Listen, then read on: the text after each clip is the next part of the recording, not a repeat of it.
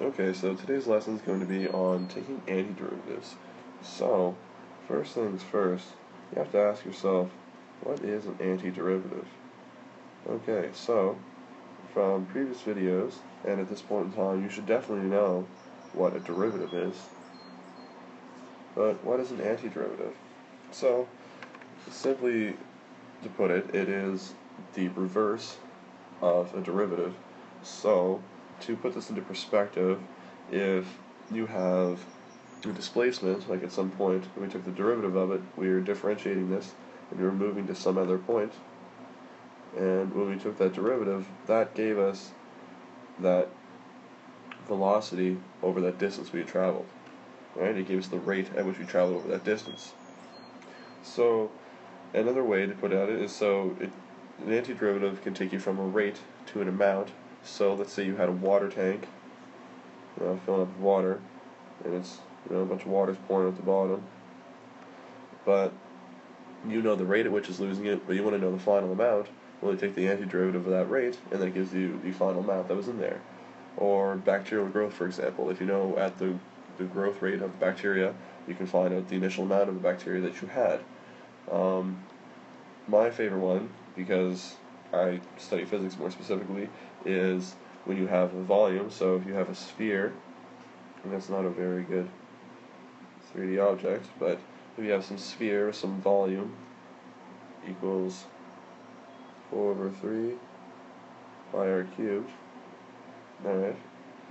And then essentially how these work is that if you take the derivative, or if you start off with the circumference of a sphere and you take the antiderivatives, then what happens is that it's similar to the idea between position to velocity to acceleration way, so it's kind of reverse. You go from having a circumference, so I'm kind of writing these backwards just because that's how they make sense to me, and then we'll call it the circumference. A sphere. Alright, so as this works essentially, you can see that simply that V, the volume, is the antiderivative. Well, I guess in this case you can see that if you take the derivative of V, you get the surface area, and then if you take the derivative of SA, it gives you the circumference. And essentially when you look at this, the reason that this is equal to 8, that's just because the sphere has 3 degrees of freedom. So the circumference of an actual circle would be 2 pi r, and then times 3, because we have it in 3 dimensions. And to picture that, that's because you'd have to have circumference going each way. That's just not really that important, it's just a little conceptual fact. Okay, so the idea is that if you have some function f, and you want to take the antiderivative of that, we're going to find the antiderivative. We're going to call that some big F of x. Remember, this f of s, this big F of x right here, is still just an arbitrary function, just the same as the f that we had first. So, by definition, the antiderivative of f of x is going to be equal to big F of x plus c, some integration constant. Or sorry, well, I guess in this case it's constant integration is what you'd call it, but we're going to add some constant on there because essentially when you take the derivative of this again, you wanted to put that in there, then what happens is that when you take the derivative with respect to x of this constant, is that's going to equal 0. So then you're left back with this again, just f of x. So that works out. So the way to check all your antiderivatives is just simply take the derivative of what you have and make sure that you ended back with your original function. So remember, this c, arbitrary. And what that means is that it can essentially be anything depending on the situation that you're dealing with. So it's kind of like, almost like a line. So we have graph, and this is going to be our antiderivative. It's going to be x. And this will be kind of similar to if you have just a line, x, you can call that y if you want, make it simplistic purposes, make it equal to mx plus b. And what that does is that you can have a line going through here, but that b is your intersection point. So that could happen here or here. Could be here at 0, could be -1 or something like that. So the antiderivative, the constant integration that goes along with that, is very similar to kind of having a y-intercept. Like you could have some function that's some antiderivative of that plus c, where c equals 0, or you could have something where c is different, or it could be offset, or who knows. It all depends on what you're dealing with, but it's that same kind of idea. Alright, so now let's go over a really simple case.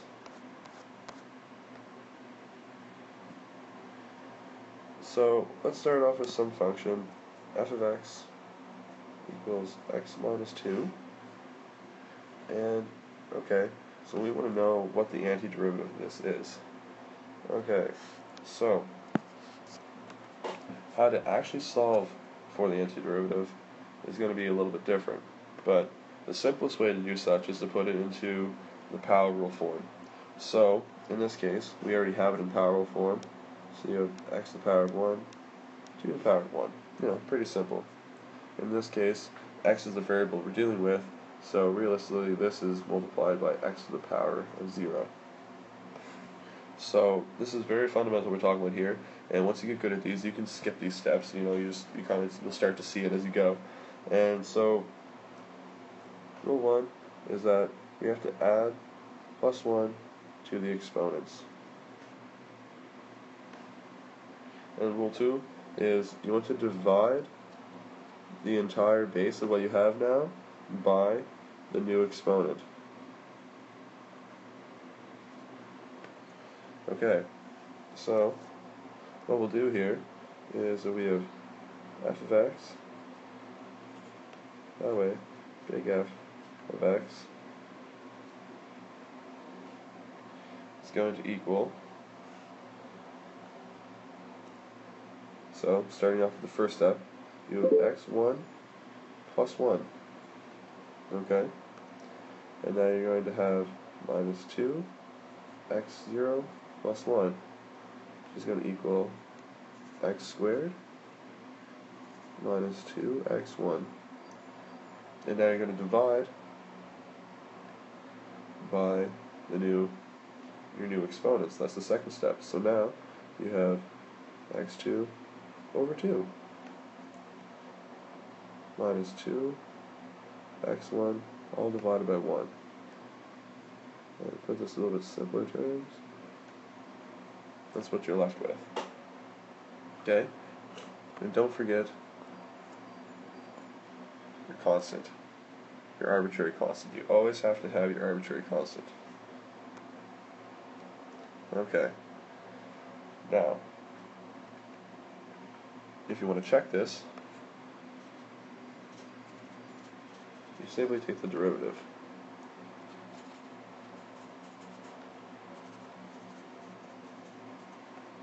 And so in order to do this, you go back to what we've done in previous videos, so you take the power rule. So you're simply just going to have 2 over 2x minus 2 times x 1 minus 1 plus the derivative of the constant that equals 0. Those are going to cancel out, and you're going to be left with x minus 2, just as we had before. Alright, so now that we've confirmed that, let's try a little bit more complicated of an example. Let's try a function that's just a little more complex.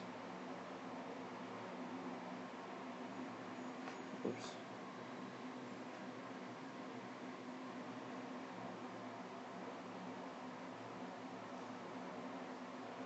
Alright, so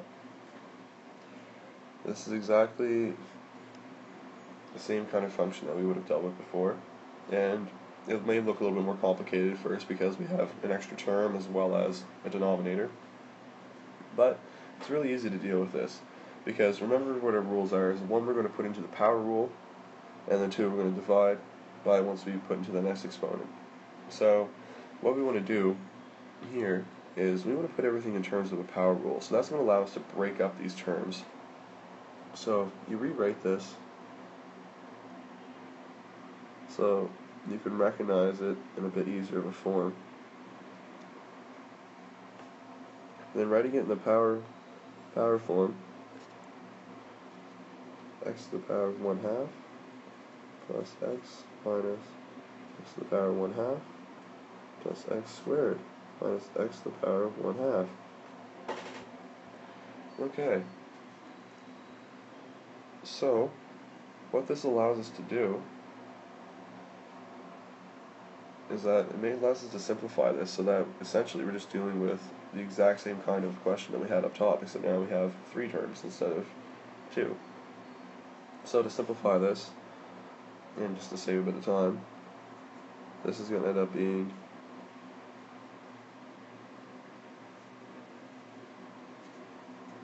x to the power of negative 1/2 plus x to the power of 1/2 plus x to the power of 3/2. And you can go back and you just see how to do simple basic progress of this algebra of how to deal with this if you're not sure how I got these exponents. And so that means that when we want to find the antiderivative, it makes it much simpler now. Because all I have to do is we're going to add 1.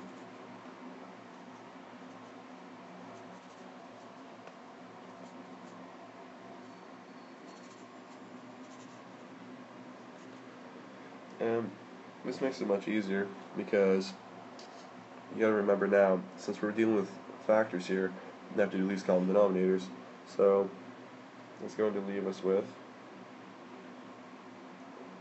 x positive 1/2 plus x 3/2 plus x 5/2, and don't forget your integration constant. So what you're going to have now is step number 2, where we're going to divide by our new exponent. So x to the power of 1/2 divided by 1/2 plus x to the power 3/2 divided by 3/2 plus x to the power of 5/2 divided by 5/2 plus c. Okay, and that's our answer. So now what we're going to do is we want to check. And we're going to do so by doing the same thing we did before and simply taking our derivative of what we had for our antiderivative. And so that's going to leave us with what we had before, simplified version, would have been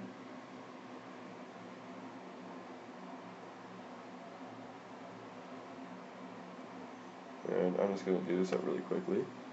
You already know how to take a derivative, so you just need to take the derivative of what I have just solved for.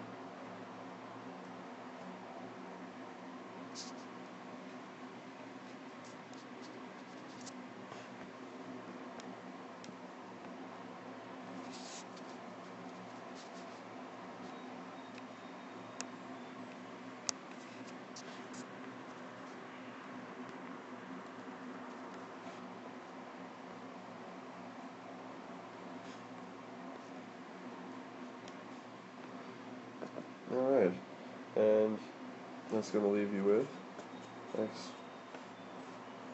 to the power of negative 1/2 plus x to the power of 1/2 plus x to the power 3/2, just as we expected.